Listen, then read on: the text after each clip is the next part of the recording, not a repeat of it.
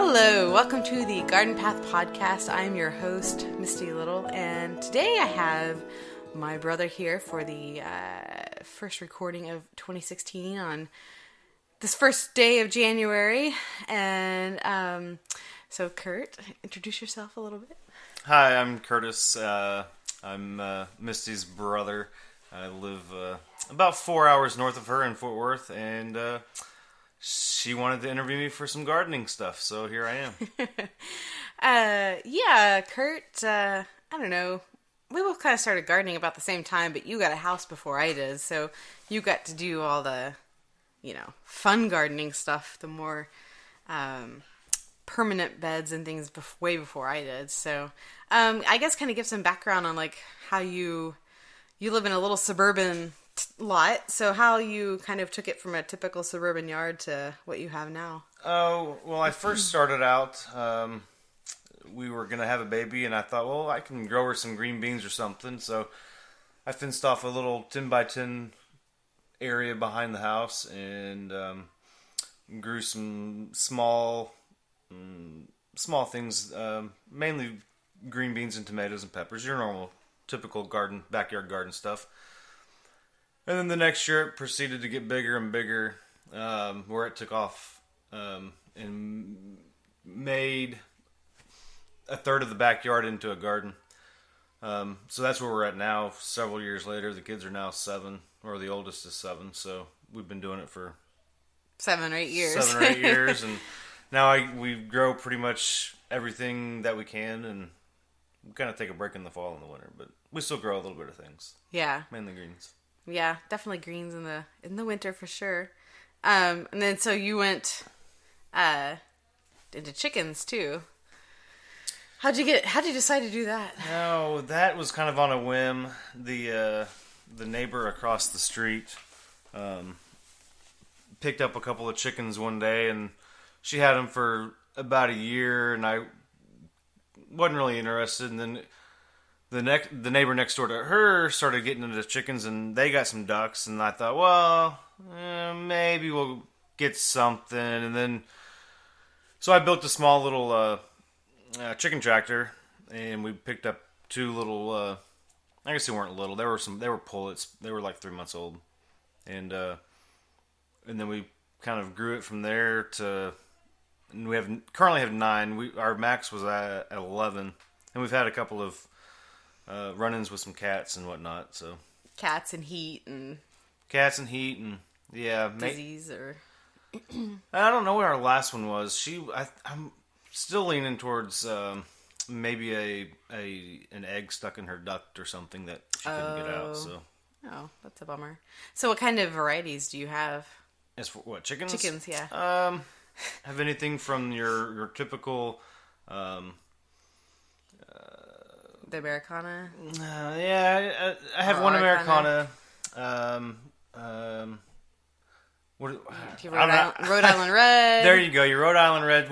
I have a golden. What a wine dots? Buff Orpington. I don't have any wine dots. Okay. I have a silky. Did have a couple of the black Australorps. Oh yeah. Those are dead now. Unfortunately. Yeah. Yeah, and they're like your pets for you. They're my pets. We don't eat them. We raise them for their eggs and their friendship, and sometimes they decide to get in the garden and eat some stuff, and so they do get into trouble just like normal pets. Yeah.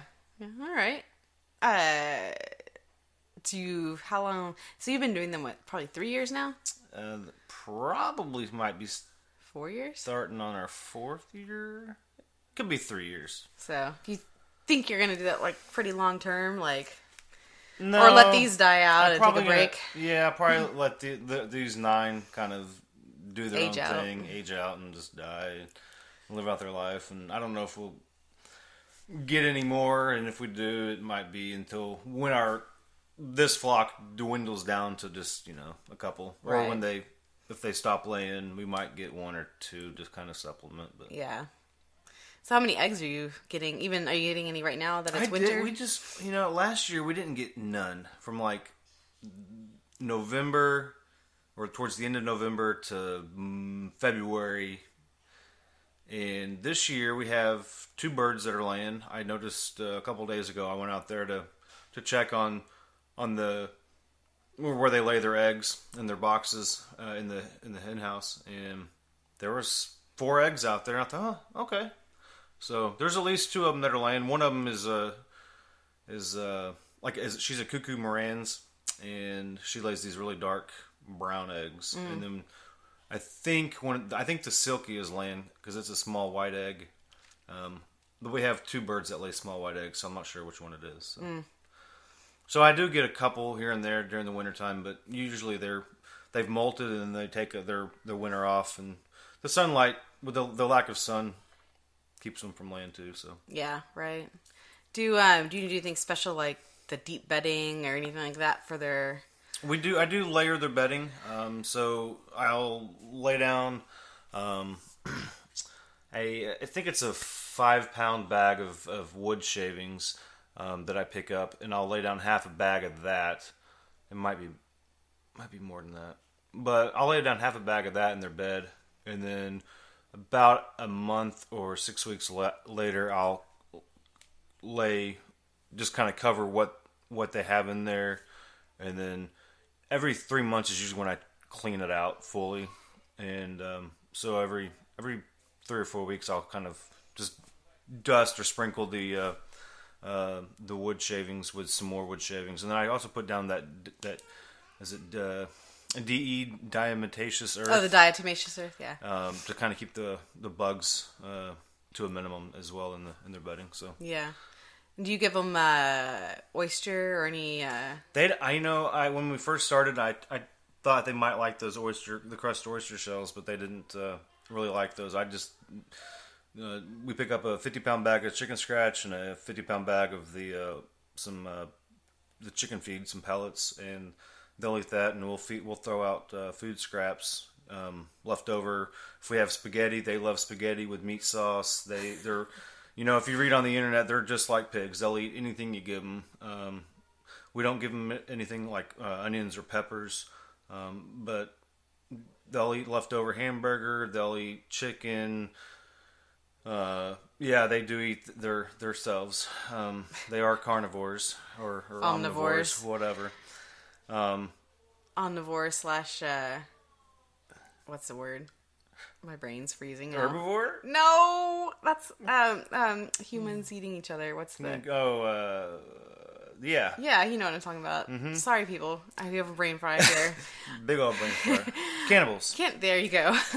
And they like oats. They like oatmeal. They like grits. Stephanie doesn't. My wife, Stephanie, she picked up a bag of some grits one day a couple months ago, and she really didn't care for them. So last weekend, while it was cold up here, or colder after Christmas. Christmas, it was earlier this week actually. I told her, hey, fix up some of those grits and warmed them up, got them soaked, and threw them or put them in a bowl and took them out to the birds, and they do like a good warm meal in the winter. So. That's funny. Yeah. Now, for the bedding, when you scrape it out, do you compost that or do you just throw it out? I compost it. I kind of do a mix. So we have these 3, they're not really chicken wire, but it's more like kind of like a welded wire fencing that I've kind of rounded out into 3 tire size bins per se, that I put leaves and other garden scraps and whatnot. So I'll put half of their bedding in when it's ready to compost. I'll put half of it into those 3 bins to compost, and then I'll put the other half into the actual garden itself, and just kind of just stir it in a little bit. I don't put a lot into there, but some fresh chicken manure is good too. So. Yeah, I know. It didn't burn the garden at all. No, being fresh. No. All right, well that's good. And so speaking of compost, you said you've got like tire size. Is it hard to turn in the wires like that? Or you don't turn it? I don't even turn it. So I will let it sit for a year, and then I will turn it. So here in February, I'll get out there and I will dump those bins over, and the bottom third of it will be pretty good. So I will take that and distribute that, and then I'll basically flip over that whole bin and leave whatever's in there, and just kind of flip it back over so the top will be on the bottom, and then mix it in and then get it good and wet and go that route. So yeah, Okay. I don't really turn it. I just let it sit there and do its own thing. Right now, there's a half a pumpkin on each compost bin from leftover from Halloween, and I just didn't even crush it up. I just set half a pumpkin on there, and the other day I was out there and I picked up the pumpkin, and there's all these creepy crawlies in there doing their thing. So Good. So yeah, just kind of. That's good.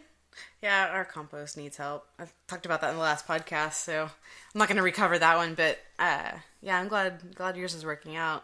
And so tell a little bit about your vegetable garden then. Like how many beds you have.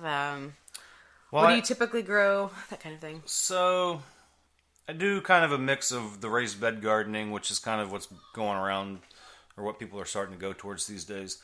And then I do half of my backyard garden is your typical Dig in the earth, plow it, add some amendments to it, and your typical garden that like your grandparents would have had. And I do the same thing on the side of our house as well. It's probably a 25 by 4 foot, so it's kind of like a long rectangle that I usually grow tomatoes, or canning tomatoes, like our aromas, or our there's another determinate, but tomato that we grow over there too. But that side of the house is usually just for tomatoes, and I'll grow some watermelons after the tomatoes are done in the late summer, or try to grow watermelons. Yeah, let's say, do you have enough time after that? If I can get them in early enough, or if I pick up some transplants, I can usually get maybe one or two, three watermelons. But in the backyard, so in the raised beds, I try to grow. What I do grow is onions and garlic, which I usually plant in September for the garlic, and then our onions get planted in January, which is a little different from what y'all usually plant. Which I heard y'all were talking about last podcast, or maybe it was on your blog or something. No, yeah. And your typical tomatoes, we try to grow several varieties. A couple, mainly your heirlooms. I might find a couple of hybrids at the feed store or something, but that's kind of rare. And do you start them from seed usually, or you've been buying? I usually start them from seed. This year I've decided I'm going to just pick them up. Last year I picked them up as transplants as well, and they had the feed store down here in Haltom City. They actually had quite a bit of heirloom varieties, so I went ahead and grabbed those, and I'm going to do it again this year too. And they had some good pepper selections as well. Not your typical your bells and bananas. They had some of the ghost pepper stuff and some weird different types of peppers as well. But I'll grow all my greens. I grow from seed. If you pick up transplants from the store for greens, as far as lettuce and broccoli and cabbage and all that, you're wasting money. Time. It's so much cheaper to start your greens from seed, and it's so easy. But we grow carrots. I let the kids plant carrot seeds, and they always get amazed when it's time to harvest the carrots. They're like, "Wow, we grew these carrots, Dad." How do you guys freeze your carrots, blanch them and stuff, or do you guys? I don't think we can keep them long enough to store them. We eat them fast enough. Yeah, and I've never had a really great harvest of carrots, so it's usually what we get maybe can fill a 2-gallon baggie. And okay. So we don't have that big of a harvest of carrots. I'm not that great of a carrot gardener. Yeah, that's the one thing we're good at. Well, you're good at everything else. How about potatoes? So that's the one of the things we grow conventionally in the ground and not in the raised beds are our sweet potatoes. I have bad luck with regular. Me too. Irish potatoes. Mm-hmm. So I didn't grow any Irish potatoes last year, but the past couple of years I've had really good luck with our sweet potatoes. Do you remember variety? Is it the Beauregard or? It is those, and there's a purple variety as well. Because we tried one of the purples once, and we had miserable failure with that. The first year I grew a purple variety, we had a good crop, but Beauregard. there you go. See, I always have a hard time saying that. I'll let you just say it. It's your typical sweet potato you would probably find at the grocery store. Right. That's like the bumper crop you want to grow if you want some good sweet potatoes to have till spring, basically. Right. So we always have a big harvest of those. Didn't even weigh or how many we had or the amount of harvest for those this year, but it was quite a bit. We had one potato that fed our entire extended family for Thanksgiving. Wow, good. We had made a sweet potato casserole out of it, so. I think I saw a picture of you guys cutting it. It was almost the size of my head. Yeah, that's pretty big. Yeah, it was pretty big. But and you do good with garlic. I grow garlic. Yep. So I start garlic in hard September. neck, soft neck. What do you do? I do a mix. So I have one variety that might be it's either like a Siberian Star or something of that purplish kind of toned skin. But I'm not sure if it's that variety or if it's another variety that I have that's very similar to it. But then I also have a hardneck, which is called Music. I don't know if you've heard of it. No. It produces like 5 cloves. Okay. So it's kind of a smaller garlic, but that's I try to grow one of each. So, and I haven't bought garlic in years because I just saved the biggest heads of garlic and just replant them. Yeah. Cool. Yeah, that's something we want to get better at is garlic. We keep having really bad harvests because we keep missing the window. We've had bad timing on that. And your onions, what do you do? I do the bunches. You pick them up and kind of like basically transplants. Right. And I plant them in the into January, first part of February, usually around like the 21st or 25th of January. And so you're in zone 8B or A? 8B, I would call it 8A. But it's iffy. The new zoning thing that they came out with, I would still call it myself 7B, but the way they've got it now, it's like an 8A. We're like right on the line. Okay. So we start that in January, and onions in January. Onions in January, yeah. All right, cool. And our typical last frost here in Fort Worth is around March 15th to April 1st. Yeah. So the weird times where you might get something in April. Oh yeah, we had one. I had already planted our tomatoes probably 4 or 3 years ago. I remember that. And I had like 30 plants out, and they were already in the ground. And then it just a freak frost, and everything was gone. Yeah, tomatoes are actually kind of difficult in Texas because we have these late freezes, and then it gets so hot so fast. We have such a short blooming period, and so it sucks. Even for me down in Houston, because in Houston, even though I'm on the north side, so our winters aren't nearly as mild as the south side of Houston, and except for like this last month, which I was like, man, I wish I had tomatoes right now because they're in perfect time for tomatoes.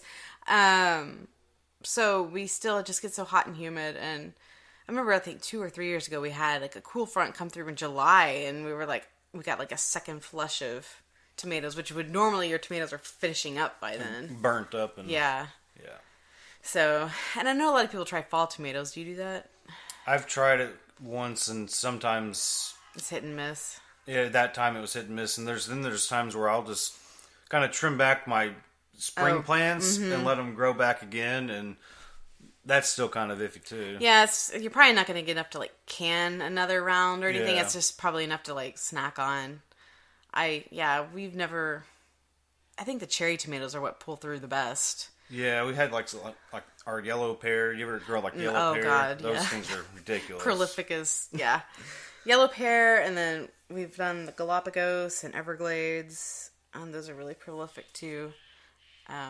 So those are cool. No, tell everybody about your weed experiment. And I actually don't know whatever happened with that. So we're gonna say wheat, not weed. Yeah, wheat. Sorry, it sounded to me like it was clear. Weed. I don't grow weed. He's not in Colorado. But wheat. So wheat. Usually, you would assume you'd have to have acres and acres of field to grow wheat. So I decided one spring, I'm going to try to grow some wheat, and I didn't think I would have enough or have enough to harvest to do anything with. So on the side of our house where we usually grow our tomatoes, I grew wheat one spring, and it was kind of a weird experience. So it's kind of like like a grass seed, and you kind of I sprinkled it into 3 different rows, and wasn't really a deep planting, but it was just kind of a sprinkle on top and kind of rake it in a little bit, and watered it several times until it sprouted, and it sprouted within the week. And I would say probably around July it was about ready, and the only way we knew it was ready was you can take like the actual wheat kernel or seed, and you can like pinch it with your fingernails, and if it's like really hard, you'll know that if the plant is ready to harvest. But it's usually like the brown, dry looking. Right. It looks like it's dead, basically. Right. And I threshed it. So basically, threshing is like you're basically beating the wheat stalk to get the seed out. Right. And so I took a pillowcase and got a bundle of the stalks and put it in a pillowcase and just beat it up against the brick of the house. And then you have to kind of like, once you get all the leaves and the seed heads off of the stalks, there's I forget what it's called. I think it's called winnowing, where you get two bowls. One's empty and one has the stuff in it, and you kind of just let it fall in the air to the other bowl, and the seed will fall into the other bowl, and then the other stuff will. Yeah. There you go. The chaff. Yeah. There you go. Sorry. That's all right. I don't always know the right terms either. So.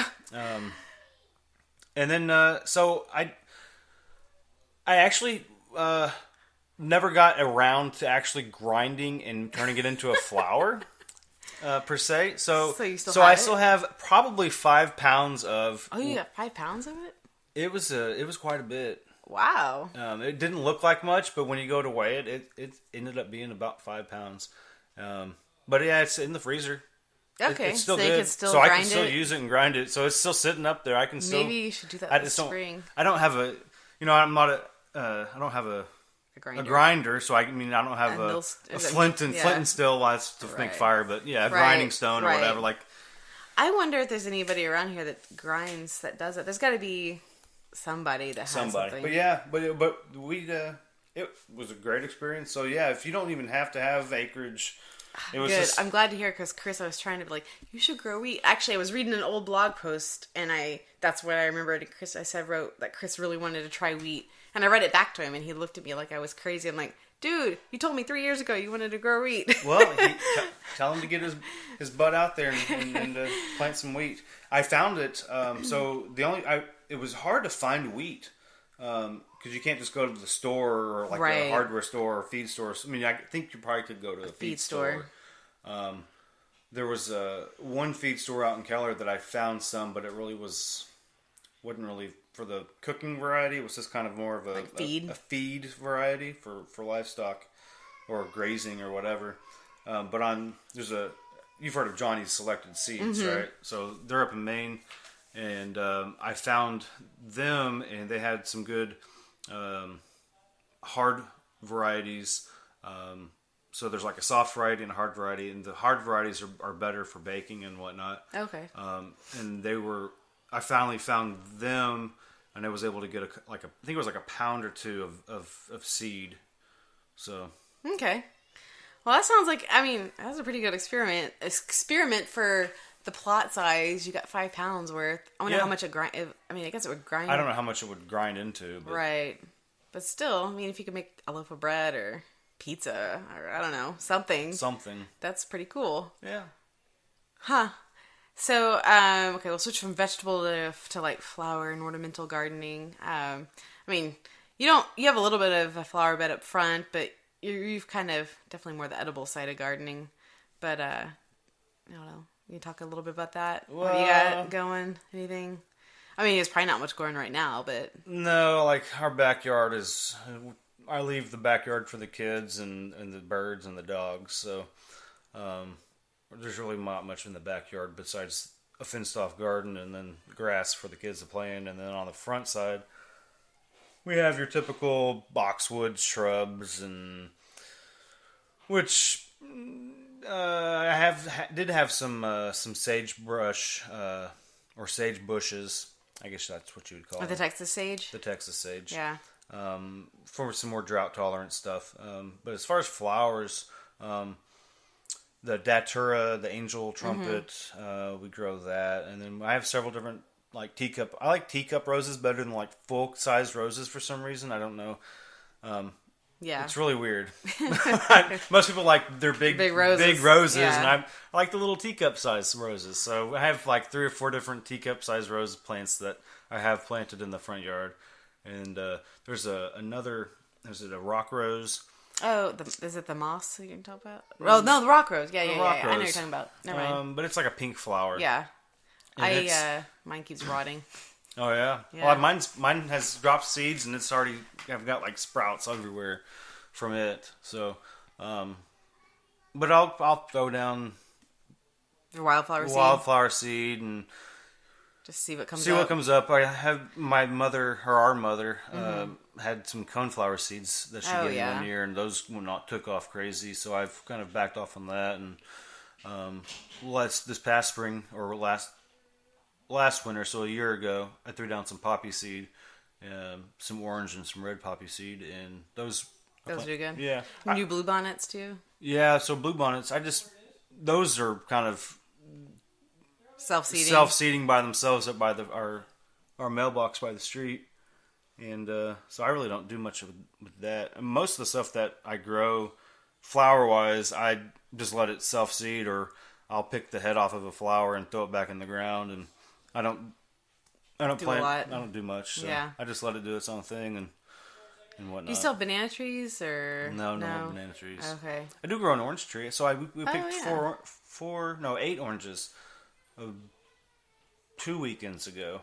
What kind?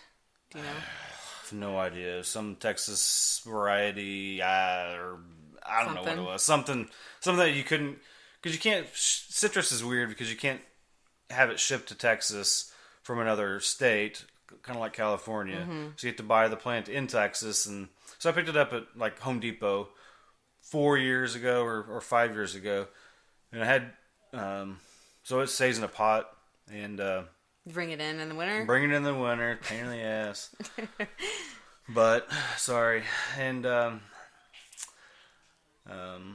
right, yeah, cool. And the pecan tree from Dad's doing good. Pecan tree from Dad took off, and then eventually you're gonna have shade in your front yard and no grass. No grass. That's gonna do what it does here. Yeah. Yeah. But you'll have pecans. Yes, and I planted a plum and a peach tree in the front yard too. And okay. We actually had 1 peach this year, so hopefully next year we'll get some more. Yeah. Yeah, I think our peach trees are going to do really good. They did pretty good last year. I got quite a good harvest, but I think they're going to start taking off. And then Chris is going to let 2 of our citrus actually fruit this coming year instead of picking it off because they've been in the ground for a couple of years now. So I'm hoping we get some fruit from the citrus. Well, and you're far enough south where you don't have to worry about the freezes and whatnot. Well, if it looks like it's going to be under 30 for a significant amount of time, we will cover them. But yeah, we typically don't worry about them nearly as much because they don't usually have as big of a problem. But we had a key lime, and those are more sensitive when we were always babying that thing, and then it died. So I don't think it died from a freeze though. I think it got something. I don't know what happened to it, but we replaced it with something more hardy, a different orange. So, all right. So what do you have growing right now? Anything? Right now I have Swiss chard and broccoli and lettuce, some romaine and black seeded Simpson leaf type, and there's some carrots in the ground and garlic. That's it. And you're gonna start onions soon, and onions anything else you'll start in the next 3 weeks. I'll start onions, and then Gotta wait for tomatoes after that. Yeah, I'm not going to start. Like I said, said Yeah. earlier, I'm not going to start those from seed this year. Yeah. So, yeah. Yeah. All right, But well, that's it. I think I hear children keep coming this way, so I think we may be winding down for this section. But I definitely want to have you on again because I think we could talk, like, we didn't even talk about, like, family stuff and, you know, reminiscing and all that fun thing.